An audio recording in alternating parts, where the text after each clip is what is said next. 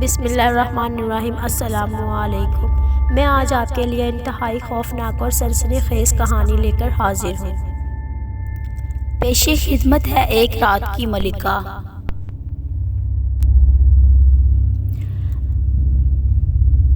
آپ ایک بیٹے کی خاطر اپنے 3 بیٹوں کو یتیم بنا دینا چاہتے ہیں، یہ کہاں کا انصاف ہے؟ بابر نے کہا، 3 نہیں 4 بیٹے یتیم ہوں گے۔ اگر ہم اللہ کو پیارے ہو گئے تو ہمایوں بھی صحت یاب ہو کر یتیم کہلائے گا۔ دلدار بیگم نے کہا، ہمایوں فخر کرے گا کہ باپ نے اس کی خاطر جان دی، اور ہمارے بیٹوں کے سر جھک جائیں گے کہ آپ نے ایک کی خاطر 3 بیٹوں کو یتیم بنا دیا۔ اس نے دونوں بیگمات کو گہری سنجیدگی سے دیکھا، پھر کہا، ہر انسان اپنے نقطۂ نظر سے اور رشتے اپنے جذباتی زاویوں سے دیکھتا ہے اور سمجھتا ہے۔ تم دونوں اس وقت ماؤں کی زبان سے بول رہی ہو۔ ممتا کہہ رہی ہے 3 بیٹوں کو کوئی نقصان نہ پہنچے اور ایک بیمار رہ کر اس دنیا فانی سے کوچ کر جائے۔ تم دونوں کی ممتا سلامت رہے اور تیسری کی ممتا ساری عمر روتی رہے، بلکتی رہے۔ وہ افسوس کرنے کے انداز میں بولا، یہ مائیں اتنی خود غرض کیوں ہوتی ہیں؟ ایک ممتا کی لاش پر اپنے بیٹوں کی زندگی تعمیر کرنا چاہتی ہیں۔ تم دونوں یہ کیوں نہیں سوچتی کہ تینوں ماؤں کے بیٹے سلامت رہیں، تینوں کی ممتا ہنستی مسکراتی رہے، خوشگوار زندگی گزارے؟ دونوں بیگمات نے چور نظروں سے ایک دوسرے کو دیکھا، پھر گلے رخ نے کہا، ہم ہمایوں کی دشمن نہیں ہیں، اس کی سلامتی چاہتی ہیں، لیکن اس کے ساتھ ہی اپنے سہاگ کی سلامتی سب سے عزیز ہے۔ تو پھر ہم سے بحث نہ کریں، ہمایوں کی سلامتی کے لیے دعا مانگتی رہیں۔ ہم خودکشی کرنے نہیں، عبادت کرنے جا رہے ہیں اس معبود کی جس کے قبضے میں میری جان ہے۔ اس کی رضا معلوم کریں گے، کیا وہ جان کے بدلے جان قبول کرے گا؟ اگر قبول کرے گا تو ہمیں یہ منظور ہے۔ اس کی قبولیت سے انکار کریں یا نہ کریں، اپنے اللہ پر بھروسہ ہے۔ وہ کوئی جواب نہ دے سکے، ایک دوسرے کا منہ تکنے لگی۔ بابر اپنے مخصوص انداز میں چلتا ہوا ان کے درمیان سے گزرتا ہوا اس کے کمرے کی طرف چلا گیا جو عبادت کے لیے مخصوص تھا۔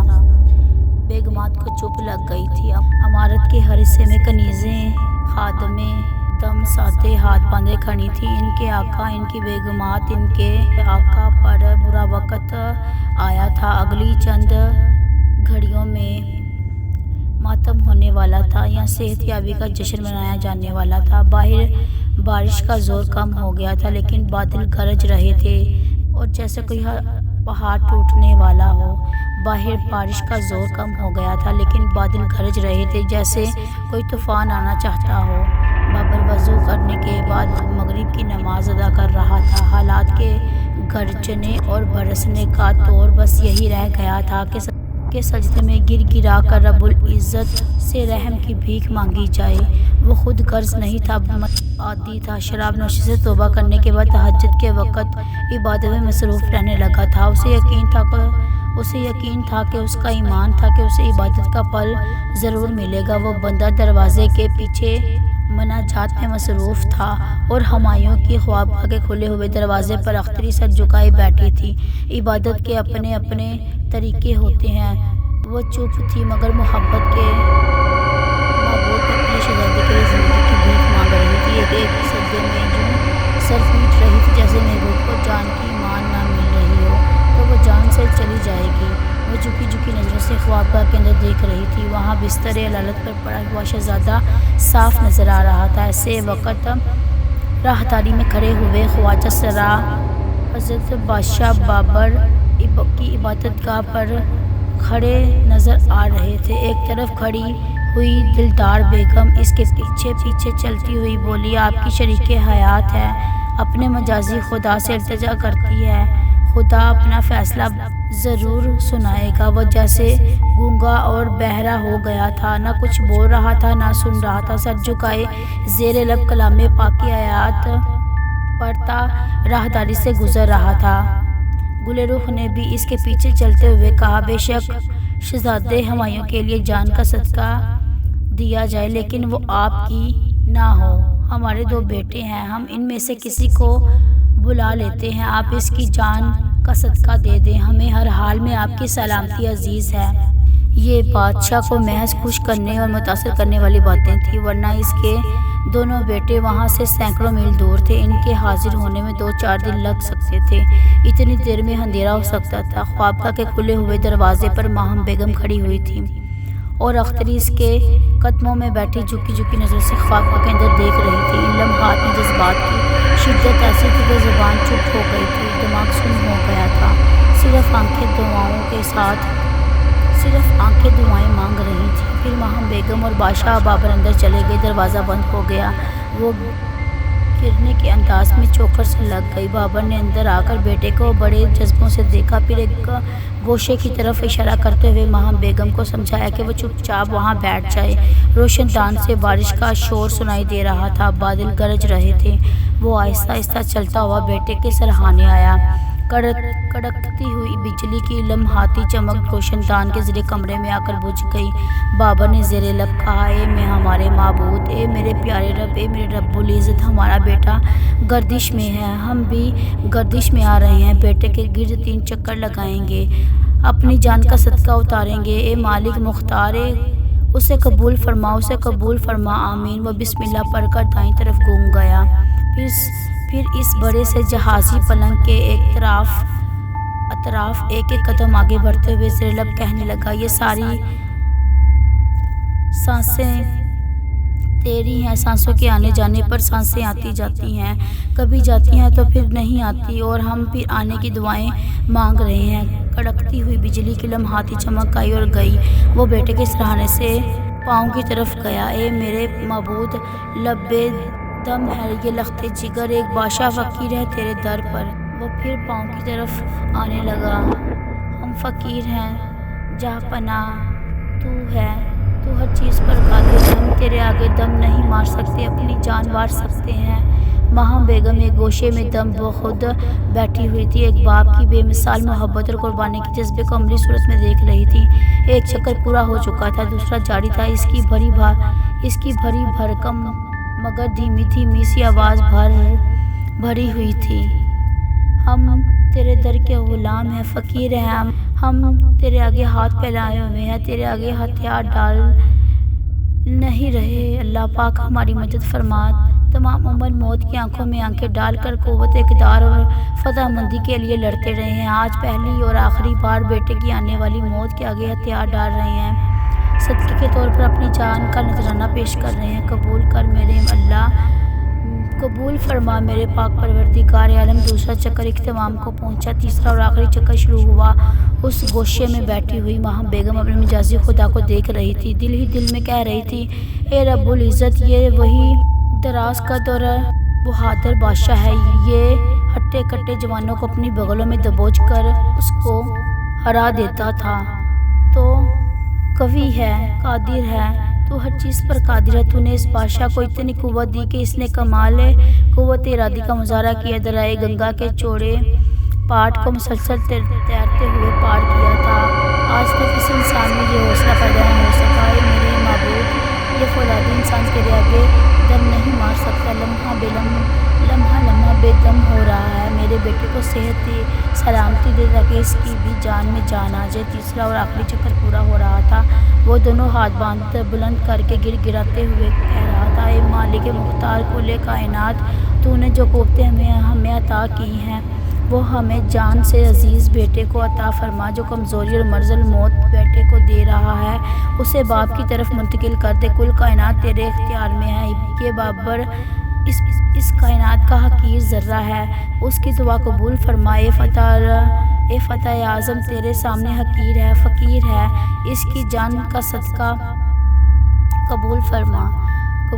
تیسرا چکر پورا ہوتے ہی وہ چکر آنے لگا۔ بادل زور زور سے یوں گرج رہے تھے جیسے آسمان بولنے لگے گا۔ بادشاہ کے منہ سے نکاحت بڑی آواز نکلی، برداشت سے باہر تھی۔ باہر کڑکتی ہوئی بجلی کہیں گری ہو گئی، وہ فرش پر گر پڑا۔ ماہم بیگم دوڑتی ہوئی قریب آئی، وہ ہانپتا ہوا لرزتا ہوا اٹھ کر بیٹھ رہا تھا۔ وہ روتے ہوئے بولی، خدا آپ کو اپنے حفظ ایمان میں رکھے، ہم ابھی طبیب حضرات کو بلاتے ہیں۔ وہ اپنی جگہ سے اٹھتے ہوئے بولا، ہمارا بیٹا ہماری جان ہے۔ وہ پلنگ کے سرے کو تھام کر کھڑا ہو گیا، وہ بیٹے کو دیکھنے لگا۔ ایسے وقت اسی وقت بادل گرجے، بجلی چمکی اور اسی کی لمحاتی چمک میں شہزادے نے آنکھیں کھول دی۔ بابر نے مسرتوں سے سرشار ہو کر دونوں ہاتھ اٹھاتے ہوئے کہا، اے رب کریم، اے غفور الرحیم، بے شک تو قادر مطلق ہے، قدرت والا ہے۔ تیری قدرت نے یہ کرشمہ دکھایا، تو ہر چیز پر قادر ہے میرے پاک پروردگار عالم۔ وہ بستر پر گرتے گرتے شہزادے پر جھک گیا، اس کی پیشانی کو چوم کر بولا، فوراً طبیب حضرات کو طلب کیا جائے، ہمارے بیٹے کا معائنہ کرایا جائے۔ خود باپ کی دھڑکنیں ڈوب رہی تھیں، وہ اچانک ہی نکاہت محسوس کرنے لگا تھا۔ اس نکاہت کا تقاضا تھا کہ وہ بستر پر گر پڑے، مگر بڑے حوصلے سے بیٹے کے پاس بیٹھا ہوا تھا۔ ماہم بیگم کا خوشی سے عجب حال تھا، بیٹے کی آنکھیں صبح بند ہوئی تھیں، اب عشاء کی اذان کے وقت کھلی تھیں، وہ اس کی بلائیں لے رہی تھی۔ بادشاہ نے ذرا سخت لہجے میں کہا، جائیں ملکہ، طبیب کو فوراً یہاں طلب کریں۔ وہ تیزی سے چلتی ہوئی خوابگاہ سے باہر آئی، بادشاہ کا حکم سنا تو خواجہ سرا دوڑتے ہوئے حکم کی تعمیل کے لیے چلے گئے۔ گل رخ بیگم اور دلدار بیگم اپنے کمرے سے نکل کر راہداری میں آ گئی تھیں، سوالیہ نظروں سے ماہم بیگم کی طرف دیکھ رہی تھیں۔ اختری وہیں دروازے سے لگی بیٹھی تھی، اس نے اس کے قدموں کو چھوتے ہوئے بے چینی سے پوچھا، کیا ہماری دعائیں عرش تک پہنچ رہی ہیں؟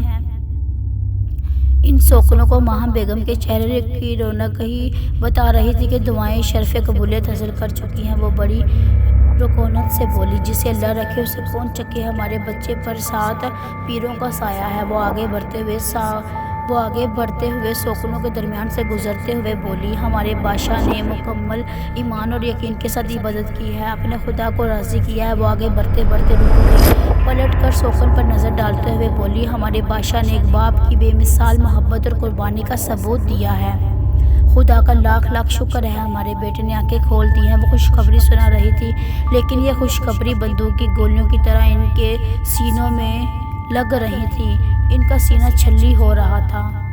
ماہم بیگم کے چہرے پر اچانک ہی دکھ کے آثار نمایاں ہوئے، وہ بڑے دکھ سے بولی، بادشاہ سلامت کی طبیعت ناساز ہو رہی ہے، ہم نماز کے لیے جا رہے ہیں۔ انہوں نے صدقے دل سے عبادت کی، خدا کی خوشامدی حاصل کی، بیٹے کو پا لیا، ہم اپنے مجازی خدا کو پانے جا رہے ہیں۔ وہ پلٹ کر چلی گئی۔ دونوں بیگمات نے پریشان ہو کر اس خوابگاہ کی طرف دیکھا، جہاں اب شہزادے کے علاوہ بادشاہ بھی بیمار ہوا چلا جا رہا تھا۔ وہ ماؤں کی حیثیت سے دلوں میں کینہ اور کدورت رکھتی تھی، لیکن بیویوں کی حیثیت سے بادشاہ پر جان دیتی تھی۔ وہ اس کی سلامتی کے لیے دعائیں مانگتی ہوئی ادھر جا رہی تھی، پھر اچانک رک گئی۔ ایک خواجہ سرا آواز لگاتا ہوا آ رہا تھا، حجاب لازم ہے، طبیب آ رہے ہیں، حضرات تشریف لا رہے ہیں، حجاب لازم ہے۔ دونوں بیگمات فوراً ہی پلٹ کر حرم میں چلی گئیں۔ اختری خوابگاہ کے دروازے سے دور دیوار سے لگ کر کھڑی ہو گئی تھی، سر کے آنچل کو گھونگھٹ بنا لیا تھا۔ طبیب حضرات تیزی سے چلتے ہوئے خوابگاہ میں داخل ہو رہے تھے۔ طبیب حضرات وہاں پہنچتے ہی ہمایوں کا معائنہ کرنے لگے اور بیمار بادشاہ کو سنبھالنے لگے۔ چونکہ اندر افراتفری کا عالم تھا، دروازے کو کھولا رکھا گیا تھا تاکہ حبس نہ ہو۔ وہ اندر سے بہت خوش تھی، یہ سن چکی تھی کہ شہزادے نے آنکھیں کھول دی ہیں، وہ زندگی کی طرف لوٹ آیا ہے، اس دنیا کو کھلی آنکھوں سے دیکھ رہا ہے۔ مگر اب کیسے؟ کیا اس کی طبیعت سنور رہی ہے؟ اس کے اندر تجسس پیدا ہو رہا تھا۔ وہ دیکھنا چاہتی تھی، معلوم کرنا چاہتی تھی کہ شہزادہ کس حال میں ہے۔ وہ آہستہ آہستہ چلتی ہوئی کھلے دروازے کے سامنے آ گئی۔ وہاں خواجہ سرا پہرے دار کے طور پر کھڑے ہوئے تھے۔ انہوں نے اسے گھور کر دیکھا، پھر ایک نے آگے بڑھ کر دھیمی آواز میں ڈانٹتے ہوئے پوچھا، یہاں کیا کر رہی ہے؟ وہ دونوں ہاتھ جوڑ کر بولی، بادشاہ سلامت کے لیے اور صاحب عالم کے لیے دعائیں مانگ رہی ہوں۔ خواجہ سرا کے پاس نیام میں تلواریں ہوتی تھیں اور چمڑے کا چابک ہوتا تھا جو کنیزیں ناجائز حرکتیں کرتی ہوئی پائی جاتی تھی، انہیں سزا کے طور پر وہ چابک ان کے پیروں پر مارا جاتا تھا۔ یہ حکم تھا کہ چابک کا استعمال اور کہیں نہ کیا جائے، حسین کنیزوں کا بدن داغدار نہ ہو، آقاؤں کے حسن نظر کے لیے وہ تر و تازہ رہیں۔ چابک والے خواجہ سرا نے آگے بڑھ کر کہا، دعائیں مانگ رہی ہے تو حجاب میں رہ کر مانگ، چل یہاں سے چلی جا۔ اختری نے سہمی ہوئی نظروں سے چابک کی طرف دیکھا، پھر فوراً ہی پلٹ کر اس راہداری سے گزرتی ہوئی ایک جھروکے میں آ کر بیٹھ گئی۔ وہاں سے باہر کا منظر دیکھ رہی تھی۔ بارش تھم گئی تھی، رات کی زندگی میں دور تک دکھائی نہیں دے रहा था। वहाँ बागों में रात के वक्त चरागाह किया जाता था। रातों को भी हरियाली और रंग बिरंगे फूल दूर तक दिखाई देते थे। लेकिन इस रात बेगमात और आकाओं के हस्बे हाल हद नज़र तक तरीकी थी। शहजादे से इसका कोई रिश्ता नहीं था। एक मामूली मुलाजमा और आका का कोई रिश्ता हो भी नहीं सकता। इसके बावजूद वो ऐसे खुश हो रही थी जैसे शहजादे ने आंखें खोल कर इस की तकदीर के दरवाजे खोल दिए हैं। उसे दुनिया की सबसे बड़ी खुशी, सबसे बड़ी नेमत और इनाम मिल रहा हो, जबकि ऊपर से कोई इनाम नहीं मिल रहा था और अंदर से प्यार मुस्तहकम हो रहा था। मुसरतों के इस हजूम में एक अंदेशा सर उभा रहा था। गुले रुख बेगम और दिलदार बेगम ने उससे कहा था कि अगर शहजादा हुमायूं सेहतयाब हुआ तो इसका मतलब यही होगा कि इसने वो तवीज़ इसके बिस्तर में नहीं छुपाया, और अगर तवीज़ छुपाया होगा तो ये समझ जाएगा कि आलिम ने तवीज़ लिखने में नाअहली का सबूत दिया है। आइंदा वो दोनों तरफ से पकड़ी जाने वाली थी। अब इस ख्वाबगाह में बादशाह बीमार पड़ा रहता तो वो दो बेगमात भी वहाँ जा सकती थी। इसी की इतनी मातारी के दौरान में बिस्तर की पिछली जानिब से वो तवीज़ निकाल कर देख सकती थी। फिर क्या होगा यही कि इस तवीज़ को देखते ही पहले तो इन बेगमात को यकीन हो जाता कि अख्तरी ने बड़ी वफादारी और ईमानदारी से अपना फ़र्ज़ अदा किया है। फिर इस तवीज़ को आमिल के पास ले जाया जाता, उसे खोला जाता तो ये भेद खोल जाता कि एक दो की मुलाजमा ने बड़ी बेबाकी और आलबाजी से मुक़द्दर बेगमात को धोखा दे दिया। फिर तो इसकी शामत आ जाती। झूठ बोलना, धोखा देना और नाजायज़ हरकतें करने वाली कनीज़ों और खादमाओं के साथ बहुत गैर इंसानी सलूक किया जाता था। वो बेगमात उसे माहम बेगम की लाइल्मी में गवाह करवा सकती थी, अज़ीज़ देख कर हलाक करा सकती थी। वो अपना अंजाम सोचकर कांप गई। एक क्या शहजादे से मोहब्बत और वफादारी मुझे महंगी पड़ेगी। या खुदा, मैं क्या करूं? कहाँ शाही बेगमात की साजिश और कहाँ एक मामूली खातमा को अपनी छोटी सी अकल से बचाव की कोई तदबीरें सोच नहीं पा रही थी। ये अंदेशा सता रहा था कि आला नस्ल की सोकन के दरमियान चक्की के गंदम की तरह पिसने वाली है। इधर एक ख्वाबगाह थी, दो बीमार थे। फौरी तौर पर जो दवाएं दी गईं इनसे हुमायूं को ज़रा फाका हुआ था। वो उठकर बैठ गया था, मगर कमज़ोरी अभी हावी थी। तमाम तबीब और बस्ता खड़े थे। एक अमीर मशीर ने बाबर से अर्ज़ की, बादशाह सलामत के लिए ख्वाबगाह मुनासिब नहीं है, मेरा मशवरा है दूसरी ख्वाबगाह में मुंतकिल किया जाए। बाबर ने कहा, क्या इसलिए मुनासिब नहीं है कि ये हमारे बेटे की ख्वाबगाह है? हम शहजादे की खातिर बदशुगनी और नहुसत को रद्द करते हैं। हमें इसी बिस्तर पर रहना, क्योंकि हमने साहबजादे की सेहतयाबी की खातिर इसी बिस्तर का तवाफ़ किया है। हमारा हुक्म है शहजादे हुमायूं को दूसरी ख्वाबगाह में मुंतकिल किया जाए। हुक्म की तामील की गई। हरम में खबर पहुँच के हुमायूं को दूसरी ख्वाबगाह में मुंतकिल कर दिया गया है और हज़रत बादशाह बीमार बेटे के बिस्तर पर अपनी दुआओं की कबूलियत के मुंतज़िर रहेंगे। गुले रुख बेगम और दिलदार बेगम ने यह भी सुना कि बीमार बादशाह अपने पैरों पर चलकर दूसरी ख्वाबगाह तक गया है और अपने उस बिस्तर पर बाप को छोड़ गया। माहम बेगम जाए नमाज पढ़ती अत्ताहियात पढ़कर सलाम फेर ही रही थी कि गुले रुख बेगम ने इसकी तरफ देखते हुए कहा, यह सरासर नामुनासिब बात है। हज़रात बीमार हैं और दिल और वलिया उन्हें अपने बिस्तर पर छोड़ आए हैं। इन बेगमात ने बचपन से ही शाही महल के आदाब सीखे थे, इसीलिए वो वाज़ेह तौर पर तू मैं नहीं करती थी। बड़े मज़हब अंदाज में एक दूसरे की मुखालफ किया करती थी। माहम बेगम ने दुआ के लिए हाथ उठाए, वो ज़ेर लब दुआएं मांगती रही। इसी बार बुलंद आवाज़ में कहने लगी, या अल्लाह, हमारे बेटे और हमारे मजाजी खुदा को सेहत और सलामती अता फरमा। उस महल की दूसरी बेगमात को नमाज पढ़ने की तौफीक अता फरमा। उन्हें अक्ल दे के दूसरों की आग में जलने से अपना ही लहू जलता है। नमाज पढ़कर अपने मजाजी खुदा की सेहत के लिए दुआएं मांगे, इनका अवलीन फ़र्ज़ है। ये इबादत का वक्त उसे ज़ाया नहीं करना चाहिए। इसने घूर कर दूसरी ने होंठों को सख्ती से बींच कर माहम बेगम को देखा। फिर दोनों ही वज़ू करने चली गई। नमाज के बाद इत्तला मिली कि तबीब ख्वाबगाह से जा चुके हैं। वो दोनों बेगमात फौरन मस्जिद की तरफ चली गई। माहम बेगम ने ज़ेर लब आयतें पढ़ते हुए बेटे के पास आकर इसकी खैरियत मालूम की।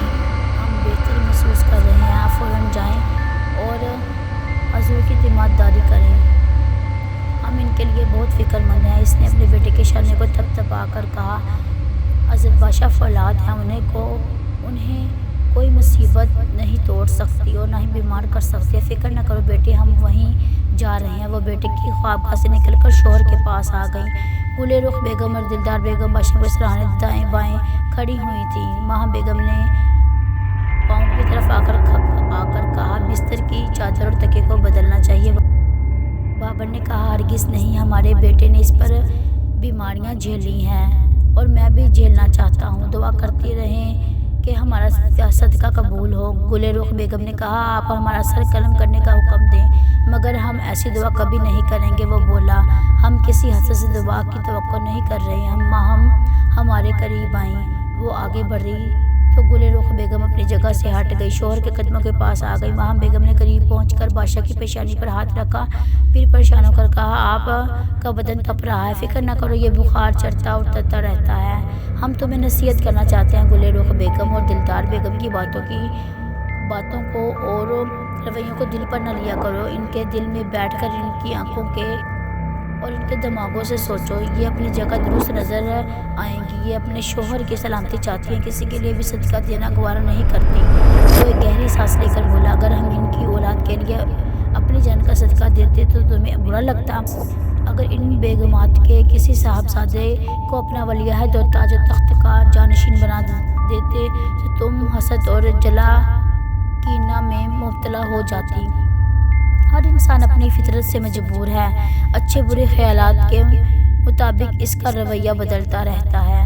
تینوں بیگمات سر جھکائے بیمار بادشاہ کی باتیں سن رہی تھیں۔ گل رخ بیگم کی نظریں بستر کے گدے کے نیچے بھٹک رہی تھی۔ ایک شریک حیات کو یہ خیال تڑپا رہا تھا کہ وہاں جو تعویذ رکھا گیا ہے وہ ایک بیمار کو موت کے آغوش میں پہنچانے کے لیے ہے، لیکن اب بیمار بدل گیا۔ وہ اس کی جسم جاں کا مالک تھا، اس کا سہاگ اور اس کے سر کا تاج تھا۔ وہ کبھی بھی یہ گوارا نہیں کر سکتی تھی کہ ستلے بیٹے کو آنے والی موت اس کے شوہر کو آ جائے۔ بابر کہہ رہا تھا، ماں، ہم تمہیں نصیحت کرتے ہیں، اپنی سوتن کے لیے اور ستیلے بیٹوں کے لیے اپنے رویے میں نرمی اور لچک پیدا کرتی رہو۔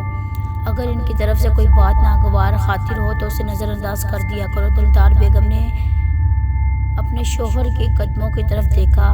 ادھر گل رخ بیگم کھڑی ہوئی تھی، اس کا ہاتھ گدے کے نیچے پہنچا ہوا تھا، انگلیاں اس تعویذ کو ٹٹول رہی تھیں۔ ایسا کرتے وقت اس طرح شوہر کی طرف اٹھ کے استعادہ کیا، کسی کو شک نہ ہو۔ دلدار بیگم نے کہا، خدا گواہ ہے، ہم حاسد نہیں ہیں، ہم ماہا بیگم کی دل سے عزت کرتے ہیں۔ بابر نے کہا، یہی بہتر ہے، بیگمات کے درمیان محبت ہو یا نفرت؟ نفرت نہیں ہونی چاہیے۔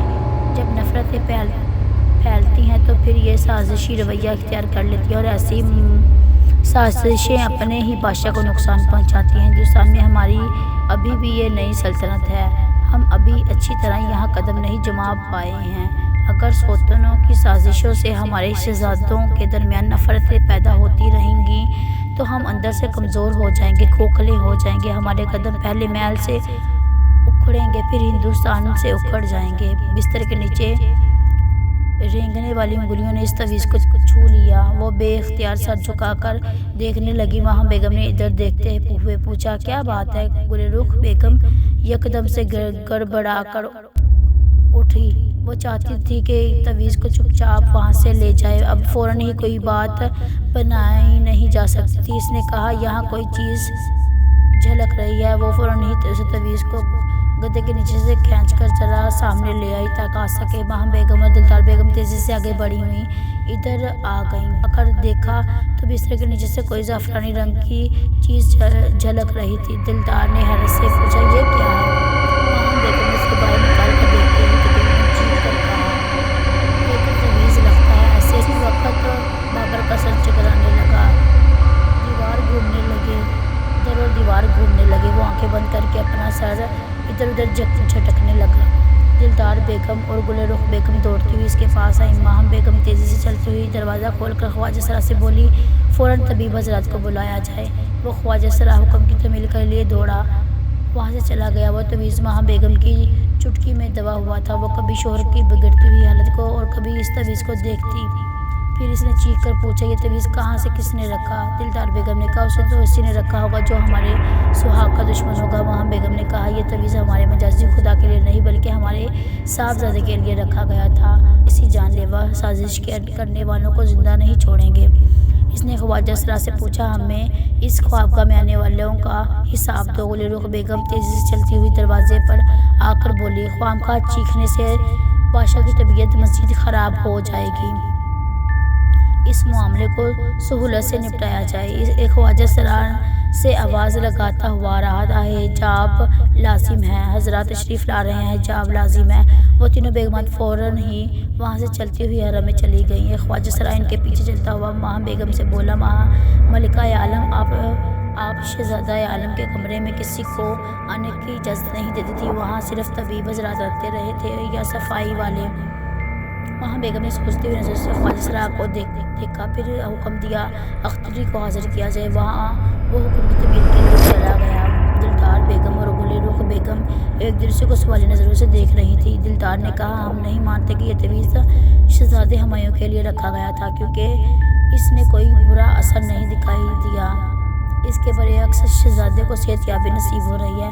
گل رخ نے کہا اگر ہماری نظر اس تعویذ پر نہ پڑتی تو ہمارے سہاگ کو نقصان پہنچنے والا تھا۔ ماہم بیگم نے کہا اگر بادشاہ سلامت کو نقصان پہنچانے کے لیے یہ تعویذ رکھا گیا ہے تو پھر اسے اختری نے نہیں رکھا ہوگا۔ دونوں بیگمات نے چونک کر اسے دیکھا، پھر دلدار بیگم نے پوچھا یہ آپ کیسے کہہ سکتی ہیں؟ ماہم بیگم نے کہا جب بادشاہ سلامت ادھر آئے تھے تو اختری نے خوابگاہ میں قدم ہی نہیں رکھا تھا، ایسے ہی اسی وقت اختری اس خواجہ سرا کے ساتھ وہاں آ گئی۔ اس کے چہرے سے پتہ چل رہا تھا کہ اندر سے بہت بری طرح سہمی ہوئی ہے۔ ماہم بیگم نے وہ تعویذ اسے دکھاتے ہوئے کہا جھوٹ بولنے والے کی زبان گدی سے کھینچ لی جائے گی، سچ بولو یہ تعویذ تو نے ہمارے بیٹے کے بستر میں رکھا تھا؟ اختری نے گھبرا کر دونوں بیگمات کو دیکھا۔ گل رخ نے یکدم سے چیخ کر کہا ہمیں کیا دیکھ رہی ہو، جواب دو۔ دلدار نے کہا ہاں بولو، اسے تم نے رکھا تھا؟ اس نے منہ کھلا کر کہا جب آپ بولنے کو کہہ رہی ہیں تو بول رہی ہوں، آپ نے اور آپ نے کہا تھا کہ اسے وہاں رکھ دو اور میں نے رکھ دیا۔ گل رخ نے یکدم سے پریشان ہو کر اسے دیکھا، پھر غصے سے اس کے سوال پر ایک تماچا رسیف کر دیا۔ ماہم بیگم فوراً ہی اختری کے سامنے ڈال باندھتے ہوئے بولی دوسری بیگم اس پر ہاتھ نہ اٹھانا۔ اس خادمہ کے جواب پر اور آپ کے رد عمل نے بہت کچھ سمجھا دیا ہے۔ گل رخ نے پیچھے ہٹ کر کہا آپ اس خادمہ کی باتوں میں آ کر یہ کہنا چاہتی ہیں کہ یہ تعویذ ہم نے وہاں رکھوایا تھا اور ہم آپ کے بیٹے سے دشمنی کر رہے ہیں؟ ہم ابھی کچھ نہیں کہنا چاہیں گے، جب بادشاہ سلامت کی طبیعت سنبھل جائے گی تو مقدمہ ان کے سامنے پیش کیا جائے گا۔ پھر وہ پلٹ کر اختری سے بولی اور تم نے ہمارے بیٹے کی جان لینے کے لیے ان کا ساتھ دیا، میں تمہاری کھال اتروا دوں گی۔ اس نے دستے بست عرض کی میری جان حاضر ہے لیکن یہ کوئی تعویذ نہیں ہے۔ دونوں بیگمات نے چونک کر اسے دیکھا۔ ماہم بیگم نے اپنی مٹھی کو کھول کر اس تعویذ کو دیکھتے ہوئے پوچھا کیا بکواس کر رہی ہو، سچ کہہ رہی ہو؟ میں نمک حرام نہیں ہوں، صاحب عالم کو نقصان پہنچانے کے بارے میں سوچ بھی نہیں سکتی۔ آپ اسے کھول کر دیکھیں۔ دلدار اور گل رخ الجھی ہوئی تھی، اس کی باتیں سمجھ نہیں آ رہی تھی۔ ماہم بیگم نے اس زعفرانی رنگ کے کاغذ کو کھول کر اندر سے دوسری طے شدہ کاغذ نکال لیا، پھر اسے کھول کر دیکھا تو وہ سادہ تھا، وہاں ایک حرف بھی نہیں لکھا تھا۔ اس نے حیرت سے کہا یہ سادہ ہے؟ تینوں بیگمات نے سوالی نظروں سے اختری کو دیکھا۔ وہ ملکہ کے قدموں میں پاس بیٹھتے ہوئے بولی تعویذ لکھا ہوا تھا، مجھے حکم کیا تھا کہ اسے شہزادے کے قریب کہیں رکھ دو، اگر میں انکار کرتی تو بے موت ماری جاتی، مجھے خود کو بھی بچانا تھا اور صاحب عالم سے بھی اس تعویذ کو دور رکھنا تھا۔ میری نیک نیتی کو خدا جانتا ہے، ایسی نیکی کے بعد دھڑکنے لگتا ہے، یہ جانتی تھی کہ آج نہیں تو کل میری شامت آنے والی ہے۔ ماہم بیگم اپنی سوکنوں کو غصے سے دیکھ رہی تھی۔ گل رخ نے تنگ آ کر کہا آپ اس طرح کیا دیکھ رہی ہیں، ہم آپ سے کمتر نہیں ہیں، سب ہی کا برابر رتبہ ہے، ہم سب ایک ہی بادشاہ کی بیویاں ہیں، ہم سب نے بیٹوں کو جنم دیا ہے۔ دلدار نے کہا ایک معمولی خادمہ کے کہنے پر آپ مجھ پر الزام نہیں لگا سکتی، ہم نے کوئی سازش نہیں کی۔ ماہم بیگم نے بے بسی سے انہیں دیکھا۔ ان سب کی حیثیت اور مان مرتبہ बराबर था। वो एक ही बादशाह की बेगमात थी। इनकी अजमत और शान और शौकत ऐसी थी कि एक मामूली खादमा का बयान और गवाही काबिल कबूल ना होती। ये कभी साबित नहीं होता कि इन बेगमात ने इस तवीज़ को शहजादे तक पहुंचाने के लिए दो कौड़ी की खादमा को अपना राज़दार बनाया था। ऐसे हालात में सौतन एक दूसरे का कुछ बिगाड़ नहीं सकती थी। वो आपस में लड़ती हैं, एक दूसरे को गाली देती हैं, इस तरह तरह तरीक़ों से कोसती हैं। वहाँ बेगम का भी ये जी चाह रहा था कि चीख चीख कर उन्हें कोसना शुरू कर दे, लेकिन वो ऐसा नहीं कर सकती थी। अदब शाही की पाबंदी हर हाल में लाजिम थी। फिर भी इसने कहा, अब आप दोनों ने सौतन का हरबा इस्तेमाल कर लिया। खुदा बड़ा कारसाज है, हमारे बेटे पर आँच नहीं आई, लेकिन आपके साहबजादों का क्या होगा? इसने दिलदार बेगम से कहा, आपका एक बेटा हिंदलाल है और गुले रुख बेगम आपके दो बेटे हैं। ये सब ही वक्तन फ़क्तन फतवाहात हासिल करने के लिए मैदान जंग में उतरते रहते हैं। इसने अपनी उंगलियां चटकाते हुए कहा, हमने बीमार बेटे के दामाद उठाए हैं। हमारी ये बद्दुआ है कि खुदा करे दोनों का एक एक बेटा जंग में मारा जाए या हाथ पांव से अपाहिज होकर वापस आए। वो दोनों गुस्से में आ गईं। वहाँ बेगम ने कहा, हाँ, गुस्से में ना आए, हम तो सिर्फ बता रहे हैं कि ऐसी बद्दुआएं लगेंगी तो आपसे किसी का बेटा वापस नहीं आएगा। हम सब आम सी ख़वातीन हैं। अदाब शाही के पेश नज़र तो एक दूसरे के खिलाफ कुछ कर सकती हैं ना बोल सकती हैं, इसीलिए हम कुछ नहीं बोल रहे। वो जवाबन कुछ कहना चाहती थी। ऐसे ख्वाजा सरा ने उसी वक्त आकर कहा, बादशाह सलामत आराम फरमा रहे हैं और उनको वो अभी गहरी नींद में है। तबीब हज़रात जा चुके हैं। इनकी हदायत है कि बादशाह सलामत को नींद में खलल ना डाला जाए। माहम बेगम ने वहाँ से जाते हुए अख्तरी को देखा, फिर कहा, हमारे पीछे आओ। वो वहाँ से चलती हुई बेटी की ख्वागाह में आ गई। वो बिस्तर पर गाओ तकिए से टेक लगाए बैठा हुआ था। इसके सामने फूलों से भरा हुआ थाल और दूध से लबरेज एक जग रखा हुआ था। वो दो कनीज़ें इसकी खिदमत के लिए वहाँ पहुँची हुई थी।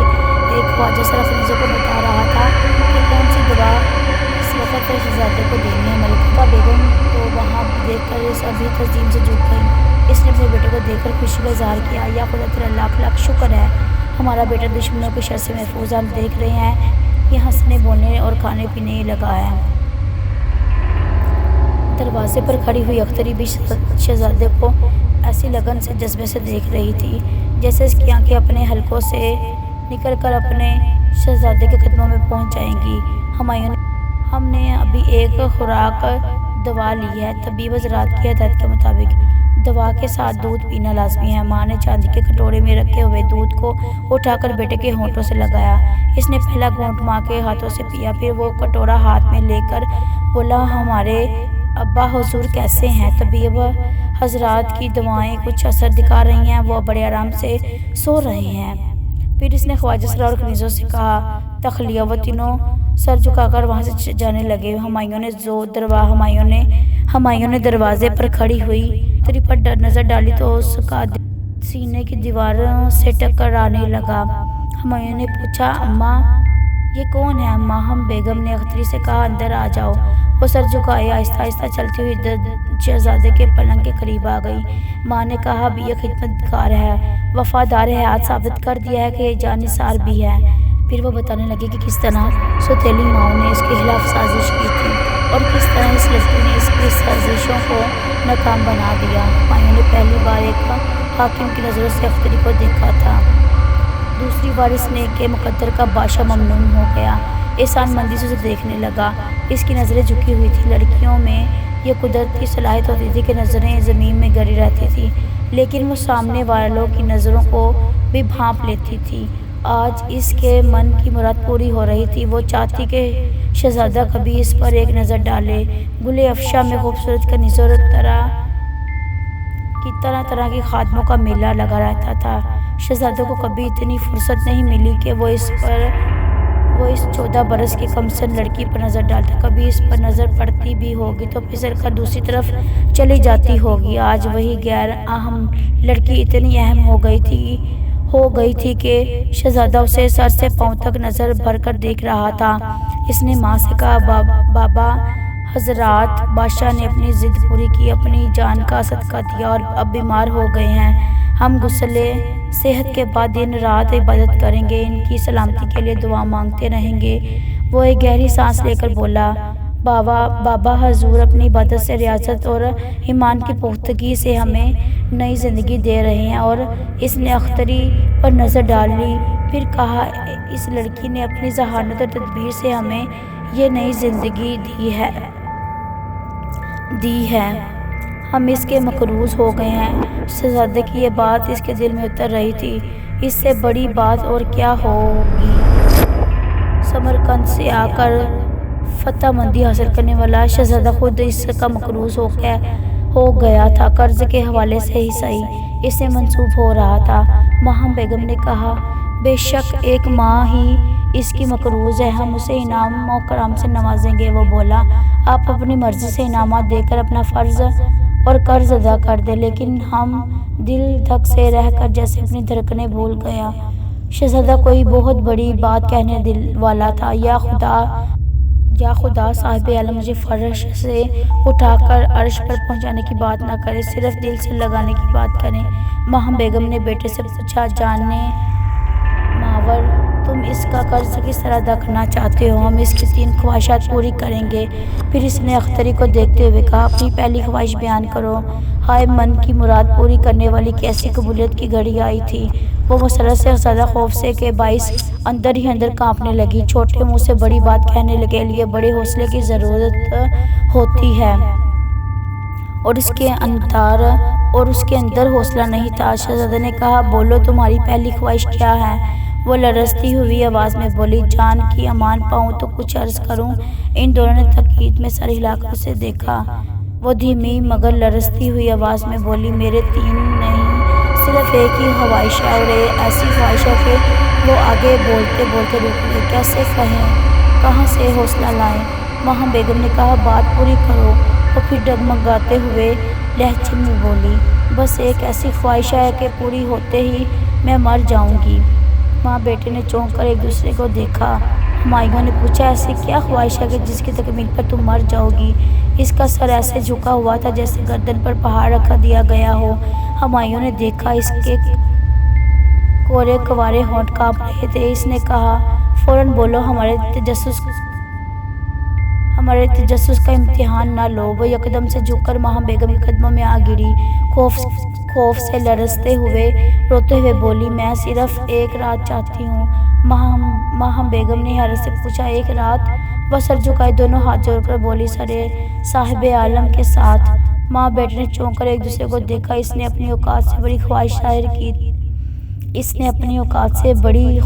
ظاہر کی تھی۔ ماہم بیگم نے اسے غصے سے دیکھتے ہوئے ایک زور کی ٹھوکر ماری۔ وہ پیچھے کی طرف الٹ گئی۔ بدبخت، 2 کڑی کی خاتمہ محل میں پاؤں رکھنے کا موقع ملا ہے تو اپنی اوقات بھول گئی۔ اس نے پھر ٹھوکر ماری۔ ہمایوں نے ہاتھ اٹھا کر کہا، اماں، آپ کو ہماری جان کی قسم، رک جائیں۔ وہ پیچھے ہٹ کر بولی، اسے سزا ملنی چاہیے۔ یہ تمہیں پانے کی بات کر رہی ہے۔ ہم اسے خوفناک کتوں کے آگے ڈال دیں گے۔ وہ پلنگ سے اتر کر کھڑا ہو گیا، عاجزی سے بولا، آپ ٹھنڈے دل سے غور فرمائیں، اس نے اپنا مدعا بیان نہیں کیا تھا، ہم نے اس کی خواہش پوچھی تھی۔ یہ بولنے سے کترا رہی تھی، اتنی بڑی بات زبان پر لانے کا حوصلہ نہیں کر پا رہی تھی، ہم نے اسے بولنے پر مجبور کیا تھا۔ ماہم بیگم پیچھے ہٹ کر اسے سوچتی ہوئی نظروں سے دیکھنے لگی۔ ہمایوں نے کہا، ہماری دنیا میں نہیں غریب ہیں جو بادشاہ بننے کے خواب دیکھتے ہیں، لیکن ہمارے سامنے منہ نہیں کھول سکتے۔ اگر ہم انہیں بولنے کی اجازت دے دیں تو وہ بھی اسی طرح بولیں گے جس طرح اس لڑکی نے بولنے کی جرأت کی ہے۔ یہ غلطی ہم نے نہیں، تم نے کی ہے، تم نے ہی اس کی خواہش پوچھی تھی۔ بے شک ہم نے غلطی کی، آپ ہمیں سزا دیں، اس وفادار لڑکی سے بدظن نہ ہو۔ ماں نے بیٹے کو ٹٹولتی ہوئی نظر سے دیکھا، پھر پوچھا، سچ بتاؤ، تمہارے دل میں کیا ہے؟ یا ہم مغلوں کی روایت رہی ہے کہ جب وعدہ کرتے ہیں تو زبان سے نہیں پھرتے؟ ہم ماں بیٹے یہ فیصلہ بعد میں کریں گے کہ کس طرح اپنے وعدے کا بھرم رکھا جائے، فی الحال اس کی دل جوئی لازمی ہے۔ ہم مانتے ہیں اسے تمہاری جان عزیز ہے، یہ ہر حال میں تمہاری سلامتی چاہتی ہے، تمہاری بہترین محافظ اور نگران بن کر یہاں رہ سکتی ہے۔ وہ فرش پر سے اٹھ کر کھڑی ہو گئی، ہاتھ بندھے ہوئے تھے، سر جھکا ہوا تھا۔ ماہم بیگم نے ایک خواجہ سر طلب کیا، پھر اسے کہا اختری کا رتبہ بلند کیا جا رہا ہے، اسے گل افشاں میں رہائش کا کمرہ دیا جائے، آج سے یہ کنیزوں کے رنگ برنگے ملبوسات میں رہا کرے گی۔ پھر اس نے اختری سے کہا تم جا سکتی ہو۔ وہ پھر سر جھکائے خواجہ سرا کے ساتھ چلی گئی۔ ماں نے بیٹے کو گہری سنجیدگی نظر سے دیکھا، پھر کہا ہم نے 9 ماہ تک تمہیں اپنے شکم میں رکھا، اپنا دودھ پلایا، ہم تمہیں بچپن سے کتاب کی طرح پڑھتے اور حفظ کراتے آ رہے ہیں، تمہارے مزاج کو اور تمہاری نگاہوں کو خوب سمجھتے ہیں۔ وہ بیٹے کے سامنے ادھر ادھر جاتے ہوئے بولی، وہ اب تک ایک بہت ہی ادنی خادمہ تھی، اگر اسے تمہاری خلوت میں بھیجا جاتا تو ہماری پیٹھ پیچھے طرح طرح کی باتیں بنائی جاتی، ہماری سب کی ہوتی، لہٰذا ہم پہلے اس کا رتبہ بلند کیا گیا ہے، آج کے بعد وہ خادمہ حرم کی کنیز کہلائے گی۔ وہ رک کر بیٹے کو دیکھتے ہوئے بولی، کچھ عرصے بعد ہم اسے اپنی خاص کنیز میں لیں گے، سمجھ رہے ہو نا، کم وہ ٹاٹ کا پیوند تو نہ لگے۔ یہ کہہ کر وہ وہاں سے چلی گئی۔ اس کے جانے کے بعد ہمایوں کھلے ہوئے دروازے کو دیکھتا رہا اور ماں کے بارے میں سوچتا رہا اور اس کی ایک کمزوری کو خوب سمجھتا ہے۔ وہ کمزوری یہ تھی کہ اسے پوتے کی شدید خواہش تھی، وہ چاہتی تھی کہ ہمایوں کی ایک ہی لیکن اولاد نرینہ ہو تاکہ اپنے بیٹے کے بعد وہ پوتے کو تخت تاج کا وارث بنا سکے۔ ہمایوں کی ایک بیوی بیکا بیگم تھی، اس نے ایک بیٹی کو جنم دیا تھا، اس کی دوسری بیوی کا نام بی بی کوہینور تھا، اس نے بھی ایک لڑکی کو جنم دیا تھا۔ ماں بیگم نے تخت تاج کا نشین پوتا پیدا کرنے کے لیے بیٹے کی تیسری اور چوتھی شادی بھی کروائی تھی، لیکن ان میں سے بھی کوئی لڑکا نہیں ہوا تھا، بلکہ بیٹیاں ہی پیدا ہوئی تھیں۔ اب ماں بیگم کی یہ حالت تھی کہ جہاں بھی اعلیٰ خاندان کی کوئی حسین اور صحت مند شہزادی دیکھتی تو اسے اپنے بیٹے کے لیے منتخب کر لیتی، اس خیال سے کہ بہو بنا لیتی کہ وہ بیٹا پیدا کرے گی، اگر نہیں کرے گی تو بعد میں اس کی چھٹی کر دی جائے گی۔ مغلیہ دور میں بابر سے لے کر اورنگزیب عالمگیر تک جتنے بھی بادشاہ گزرے وہ سب نماز روزے کے پابند رہے، دینی احکامات پر سختی سے عمل کرتے رہے، شیاں بھی کی، شراب و شباب میں بھی مست رہے، آخر رات کو بہکتے تھے، دن کو سنبھل جاتے تھے۔ ماں بیگم نے کبھی یہ نہیں چاہا کہ ہمایوں کی کسی کنیز سے ناجائز تعلقات قائم رکھے۔ ان ماں بیٹے کو جب بھی کوئی پسند آئی تو اس سے نکاح پڑھوایا، پہلے اس نامحرم کو محرم بنایا، پھر اس سے زواجی رشتہ قائم کیا۔ یہی وجہ تھی کہ اختری کو اس وقت وہاں سے ٹال دیا گیا تھا۔ ہمایوں کو یقین تھا کہ والدہ ماجدہ اپنی کمزوری کے مطابق ایک پوتا حاصل کرنے کے لیے اختری کو بھی آزمائیں گی، آگے چل کر اس لڑکی سے اس کا نکاح ضرور پڑھوائیں گی۔ بادشاہ بابر کی طبیعت دن بدن بگڑتی جا رہی تھی، اس کے برعکس ہمایوں رفتہ سے غائب ہو گیا تھا، بات کے لیے تشویش میں مبتلا تھا۔ طبیب کا اجلاس طلب کر کے پوچھا گیا، آخر کیا بات ہے بحضور پر آپ میں سے کسی کی دعا سے کیوں نہیں کر رہی؟ اس سوال کے مختلف جوابات تھے۔ ان میں سے ایک نے کہا ہم نے بادشاہ سلامت کو جان کا صدقہ دینے سے منع کیا تھا، لیکن بادشاہ اپنے فیصلے پر اٹل رہے، آپ کے لیے ان کا صدقہ اور ان کی دعائیں قبول ہو رہی تھیں۔ ایک طبیب نے عرض کیا کچھ عرصے پہلے ابراہیم لودھی کی والدہ نے بادشاہ سلامت کے کھانے میں زہر ملایا تھا، جس کھانے کے بعد یہ قریب المرگ ہو گئے تھے، ہم نے اپنے بھرپور تجربہ سے کام لے کر انہیں کسی طرح بچا لیا تھا۔ ہمایوں نے پوچھا پرانی باتیں کیوں دہرائی جا رہی ہیں؟